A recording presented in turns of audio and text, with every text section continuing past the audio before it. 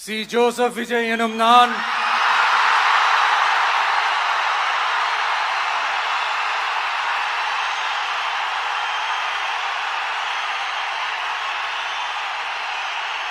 சட்டப்படி அமைக்கப்பெற்ற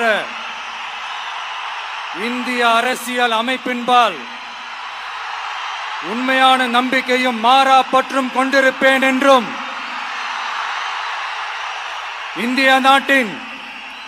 ஒப்பில்லாத முழு முதல் ஆட்சியையும் ஒருமையையும் நிலை நிறுத்துவேன் என்றும் தமிழ்நாட்டு அரசின் முதலமைச்சராக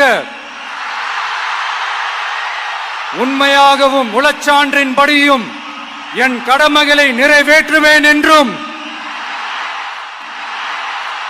அரசியல் அமைப்பிற்கும் சட்டத்திற்கும் இணங்க அச்சமும் ஒருதலை சார்பும் இன்றி விருப்பு வெறுப்பை விலக்கி பலதரப்பட்ட மக்கள் அனைவருக்கும் நேர்மையானதை செய்வேன் என்றும் ஆண்டவன் மீது ஆணையிட்டு உறுதிமொழிகிறேன்.